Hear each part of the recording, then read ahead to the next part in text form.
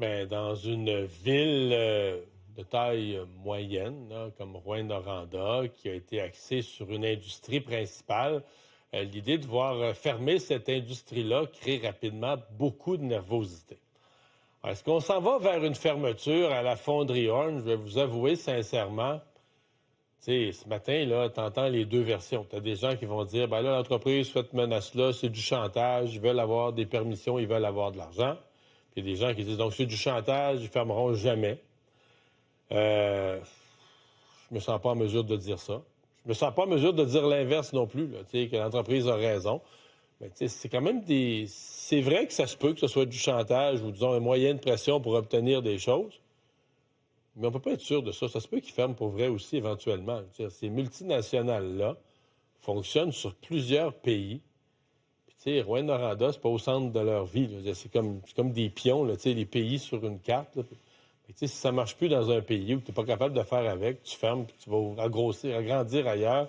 Fait que, tu sais, faut prendre ça avec détachement. Oui, il faut pas être comme des marionnettes là, que la compagnie fait chanter, mais il faut quand même entendre, là, puis voir ça dans la réalité de ce que c'est.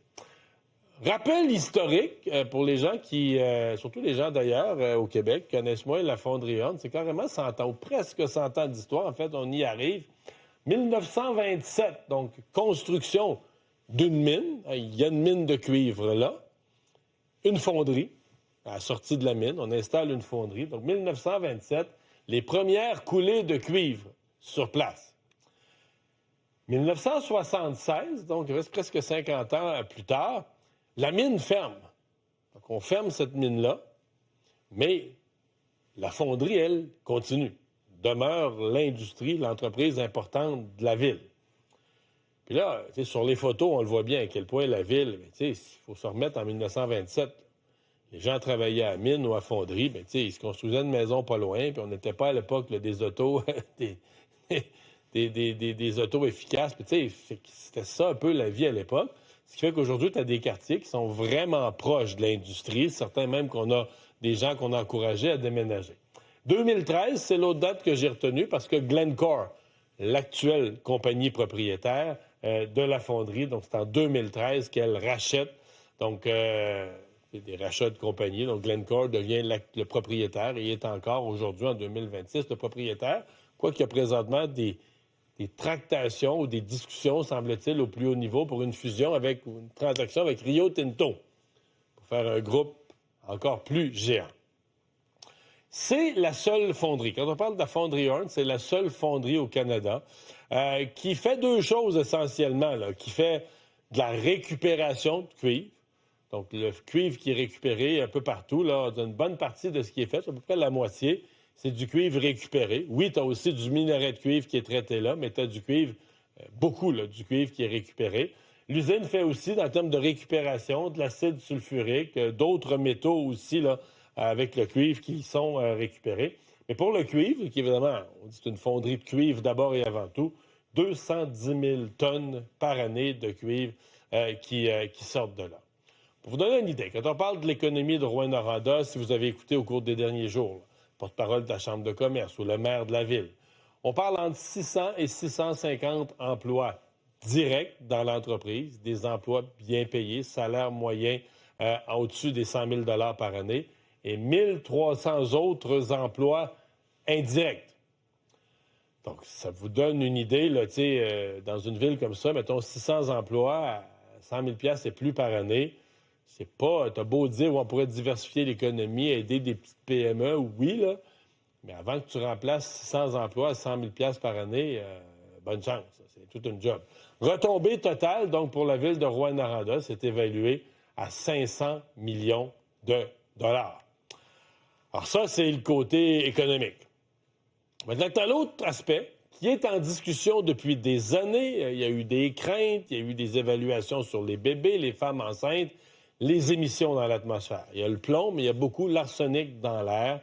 Et on a parlé pendant des années de taux d'arsenic qui étaient au-delà des normes. C'est encore le cas aujourd'hui autour de l'entreprise elle-même. On dit du côté de l'entreprise, quand on va plus loin dans la ville, les taux sont moins élevés, mais autour de l'entreprise, on a des taux qui sont 3 fois plus élevés que la cible. Et là, La cible, pour vous la chiffrer, pour ce que ça peut vouloir dire pour vous, mais c'est 15 nanogrammes d'arsenic par mètre cube dans l'air. L'entreprise dit que c'est une cible qui est difficile à atteindre. Il y a des gens, des militants, des gens de santé publique qui disent 15, c'est encore trop, ça devrait être même moins que ça. L'entreprise a dit, attends un peu, 15, c'est difficile à atteindre. Et là, ce que l'entreprise demande, c'est de dire, si on l'atteint, il faudrait qu'on investisse beaucoup pour l'atteindre. Est-ce que le gouvernement s'engage? T'sais, nous, on atteint 15, là, on est Glencore, on atteint 15. Vous n'allez pas nous dire le lendemain matin, finalement, ça ne sera plus 15, ça va être 5. L'entreprise dit, si moi j'investis 1 milliard, je vais être sûr que j'investis pour pouvoir opérer avec une prévisibilité. Bon. Donc, la menace de fermeture, si on en parle aujourd'hui, c'est que faute d'une entente avec le gouvernement sur ces questions-là, bien, Glencore, à l'heure actuelle, suspend ses investissements, carrément. Donc, les investissements qui étaient en cours pour moderniser l'usine de Rouyn-Noranda, les investissements qui étaient en cours, même à Montréal. Glencore a aussi une autre partie des opérations à Montréal. C'est juste que 300 jobs à Montréal, c'est moins sensible que 600 jobs à Rouyn-Noranda. Mais donc, Glencore, à l'heure actuelle, suspend tous ces investissements. Donc, vous comprenez la logique. Si tu n'investis pas pour respecter la norme environnementale de 15 nanogrammes, bien, tu vas te retrouver dans l'illégalité, tu vas être obligé de fermer. Qu'est-ce que l'entreprise demande vraiment? Puis je le soulève comme une question, mais je ne la sais pas, la réponse. Je n'étais pas présent dans les discussions secrètes. Ce matin, j'ai parlé là, à la radio, M. de Glencore, M. Bédard de Glencore au Québec, lui dit, nous autres, c'est pas de l'argent qu'on demande. On veut que le gouvernement s'engage à ce que la norme de 15 nanogrammes par mètre cube, là, qu'il la rabaissera plus, qu'il va la laisser comme ça pour tout le temps de notre permis. Par contre, si vous lisez votre journal un matin, il y a une autre histoire. Une histoire de subvention, celle-là. L'entreprise aurait demandé pour se moderniser 149 millions à Québec, 149 millions à Ottawa, donc quasiment 300 millions, 298 millions. Donc, est-ce que les menaces de fermeture seraient un moyen de pression pour de l'argent, un moyen de pression pour la norme environnementale? Sincèrement, à ce point-ci, on ne le sait pas. Ce qu'on sait, c'est que pour l'instant, les discussions avec le gouvernement, ce matin, le ministre disait que les discussions se poursuivent. Et pour l'instant, l'entreprise a suspendu ses travaux.